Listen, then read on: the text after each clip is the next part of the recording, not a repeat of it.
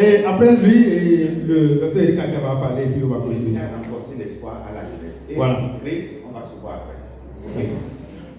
Le clou de la chose, c'est la politique. C'est la politique qui détermine tout le reste. Tout le reste. Mais il faut être de ces politiciens honnêtes et intègres pour drainer des gens devant vous. Quelqu'un a parlé du franc CFA, je vais prendre le nom, a parlé de la monnaie. C'est si juste. À la page 47 de mon livre que j'ai donné à celle qui a une bonne lecture. Est-ce que vous en avez amené suffisamment? Il reste, après de la donner, il reste encore une dizaine. C'est à combien? Je n'ai pas tout ici. C'est pas pour faire de la promotion, hein? Non, c'est 5 000 seulement, ceux qui m'ont pu aller à 50 000. Mais c'est pas quoi. Ça a dit. Écoutez. Je vous assure la main sur le cœur. Il y a de l'espoir. Je voulais me lever pour le dire. Il y a de l'espoir pour l'Afrique. Je donne un exemple. Ils ont parlé tous de l'éducation et j'ajoute la formation. Vous savez que dans nos écoles, et je parle de développement, dans tout le cursus universitaire, scolaire, tout ça là, vous n'avez jamais parlé de la racine du sous-développement. Vous avez parlé seulement des effets, on a pris ça pour les racines. J'ai 2 autres livres intitulés Le nouvel ordre mondial et la marche du monde vers le chaos et le chaos final. Je l'ai ici, c'est seulement 4 exemplaires. Le deuxième, c'est la folie des grandeurs du dollar en chèque DSK et du Kadhafi. L'interview sur Africa 24 est dans mon site. Il faut comprendre comment l'Afrique a été enchaînée pour savoir comment déchaîner l'Afrique.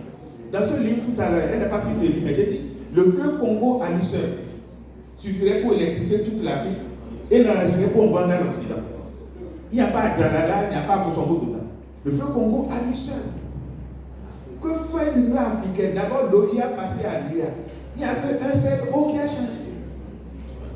Qui sont ceux-là? Est-ce qu'ils nous représentent nos intérêts? C'est la Chine qui a construit le siège de Addis Abeba. Et c'est la France et autres qui financent les fonctionnaires. Mais est-ce que c'est normal? Vous pouvez être indépendant de cette manière? Quand quelqu'un va être député chez vous, ou président, que ce soit au Bénin, que ce soit à Accra ou ailleurs, demandez-lui qu'est-ce que tu connais du franc CFA? Qu'est-ce que tu penses de l'éco? Est-ce que tu es d'accord pour qu'on soit indépendant monétairement? Vous savez, un pays ne peut pas dire je suis indépendant et laisser vraiment une parité fixe. La monnaie, c'est une marchandise spéciale. Aucune marchandise depuis les indépendants ne peut pas être fixe. Pour dire de prévoir ceci et cela. Regardez la Chine est super puissance. Mais c'est parce que sa monnaie est flexible. Elle peut l'acheter pour exporter davantage. Vous voyez, un deuxième livre intitulé La folie des grandeurs du dollar en chèque DSK et du Kadhafi. On parle aussi de la dollarisation de l'économie mondiale. Aussi, même la France et l'Europe sont obligés de se plier devant la décision des États-Unis pour dire vous ne pouvez pas faire le commerce avec l'Iran, juste parce que le dollar est la référence mondiale. Qu'on va faire pour quitter ces carcans-là, c'est important. C'est ce qui concerne la monnaie. C'est à la page 47 de ce livre-là. Je vais terminer en disant ceci. J'aime beaucoup les citations. Ernest Rwandier, un révolutionnaire, patriote, camerounais, Ernest Rwandier a dit ceci. Le sang du patriote est une semence du patriotisme. Le sang du patriote est une semence du patriotisme. Et la Guinée-Bissau, Kamilka Cabral, dont tu as parlé, a dit ceci. Aucun crime, aucune force, aucune manœuvre des criminels colonialistes agresseurs portugais ne saurait arrêter la marche de l'histoire.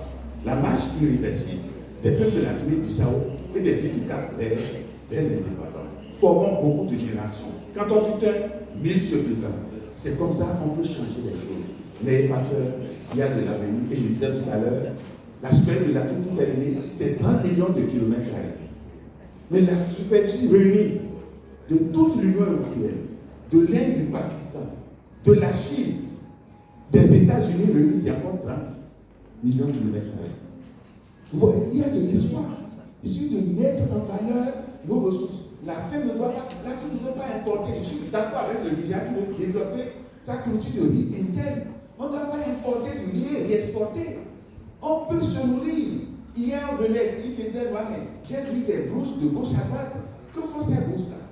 J'ai été professeur aux États-Unis, les blancs économies mathématiques m'ont applaudi. J'ai démissionné et refusé la nation américaine, je suis rentré au Bénin, parce que c'est là qu'on doit transformer les mentalités.